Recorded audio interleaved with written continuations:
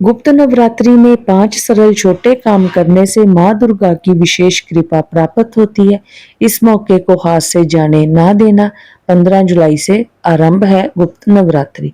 जय श्री कृष्ण भक्तों, अगर आप चाहते हैं इस गुप्त नवरात्रि में माता रानी की कृपा आपके और पूरे परिवार पर बनी रहे, तो शास्त्रों में बताए गए 5 छोटे नियम, लेकिन अत्यंत महत्वपूर्ण नियम है, इन्हें मत छोड़ना।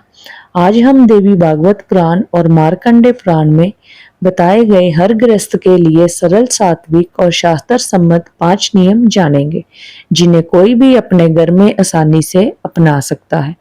इन नियमों को अपनाने से घर में सकारात्मकता बनी रहती है, परिवार में प्रेम बढ़ता है और माता रानी की कृपा प्राप्त करने का हमें सुंदर अवसर मिलता है। इसलिए इस वीडियो को अंत तक अवश्य देखिए, क्योंकि 5वां नियम सबसे छोटा है लेकिन सबसे महत्वपूर्ण है, जिसे बहुत कम लोग जानते हैं।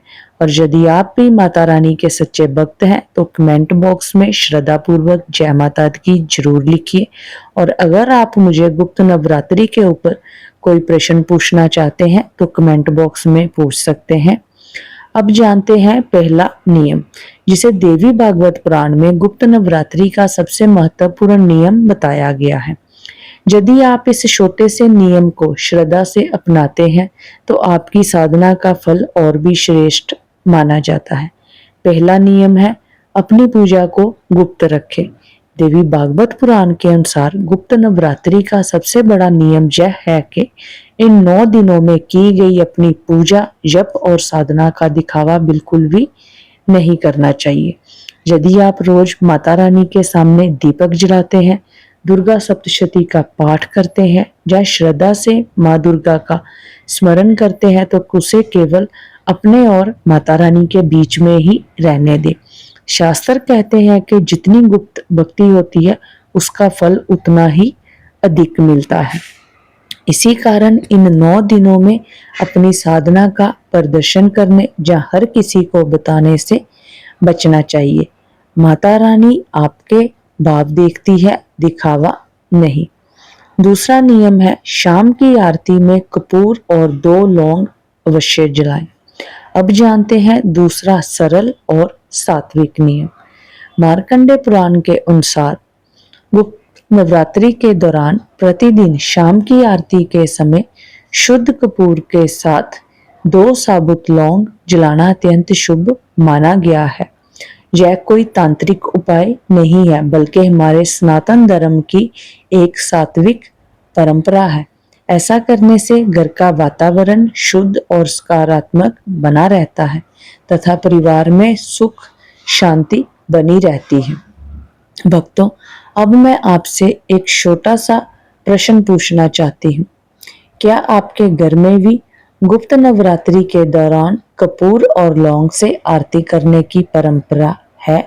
कमेंट में हाँ या नहीं का जरूर लिखिए। और यदि आप माता रानी के सच्चे भक्त हैं तो श्रद्धा पूर्वक जय माता दी भी अवश्य लिखिए। अब अगले भाग में हम तीसरा और चौथा नियम जानेंगे, जिन्हें बहुत कम लोग जानते हैं, लेकिन शास्त्रों में उसका विशेष महत्व बताया गया है। भक्तों, अब जानते हैं तीसरा नियम, जिसे हर सुहागन स्त्री और हर परिवार को गुप्त नवरात्रि में अवश्य अपनाना चाहिए। तीसरा नियम, माता रानी को लाल फूल और सिंदूर अवश्य अर्पित करें। देवी भागवत पुराण के अनुसार गुप्त नवरात्रि के दौरान माता दुर्गा को लाल रंग अत्यंत प्रिय होता है। इसलिए सुबह की पूजा में माता रानी के चरणों में एक लाल फूल जैसे कि गुड़हल या लाल गुलाब श्रद्धा पूर्वक अर्पित करें। इसके साथ थोड़ा सा शुद्ध सिंदूर भी माता रानी को चढ़ाएं। यदि घर में कोई सुहागन स्त्री है तो पूजा के बाद माता रानी के चरणों से थोड़ा सा सिंदूर लेकर अपनी मांग में लगाए। शास्त्रों में माना गया है कि यह माता की कृपा और सौभाग्य का प्रतीक है तथा पूरे परिवार के मंगल की कामना के साथ किया जाता है।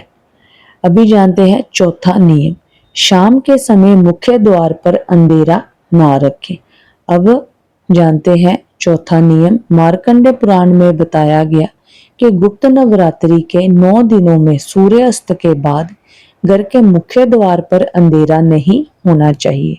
शाम होते ही मुख्य द्वार को साफ करके वहां एक छोटा सा दीपक जलाएं जहाँ पर्याप्त रोशनी रखें।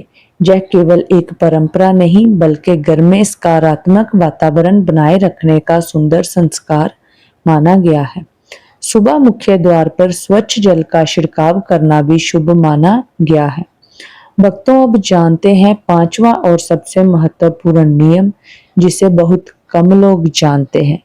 पांचवा नियम रात को रसोई बिल्कुल साफ रखें। देवी भागवत पुराण में माता अन्नपूर्णा को अन्न और समृद्धि की अधिष्ठात्री देवी कहा गया है। इसी कारण गुप्त नवरात्रि के 9 दिनों में रात को सोने से पहले अपनी रसोई को पूरी तरह साफ करने के ही सोना चाहिए। गैस चूल्हे के पास गंदगी ना रहे, सिंक में जूठे बर्तन रात भर के लिए ना छोड़ें। शास्त्रों के अनुसार स्वच्छ रसोई माता अन्नपूर्णा के स्वागत का प्रतीक मानी जाती है। ऐसा करने से घर में सकारात्मकता बनी रहती है और अन्न का सम्मान भी होता है। इसलिए गुप्त नवरात्रि के इन 9 दिनों में रसोई की स्वच्छता का विशेष ध्यान रखें। भक्तों, अब मैं आपसे एक बात जानना चाहती हूँ कि इन 5 नियमों में से आपको सबसे महत्वपूर्ण कौन सा लगा। कमेंट में उसका नंबर 1, 2, 3 या 4, 5 जरूर लिखिए। हो सकता है आपका उत्तर किसी दूसरे परिवार के लिए भी प्रेरणा बन जाए। दोस्तों, हमारे शास्त्र हमें कठिन उपायों से अधिक सरल, सात्विक और अनुशासित जीवन जीने की शिक्षा देते हैं। यदि हम इन छोटे छोटे नियमों को श्रद्धा के साथ अपनाएं तो यही हमारे जीवन में सबसे बड़ा परिवर्तन ला सकते हैं। अगर आपको जय शास्त्र सम्मत जानकारी अच्छी लगी हो तो वीडियो को लाइक करें और अपने परिवार तथा मित्रों के साथ शेयर जरूर करें और में से ही शुद्ध और प्रमाणिक सनातन ज्ञान के लिए चैनल विशाली डिवाइन पाथ परिवार का हिस्सा बनकर चैनल को सब्सक्राइब करें। बेल आइकन को ऑन करना ना भूलें और जाते जाते कमेंट बॉक्स में श्रद्धा भाव से जय माता दी जरूर लिखें और माता रानी आप सबके परिवार पर अपनी कृपा सदैव बनाए रखे। जय श्री कृष्ण, जय माता दी।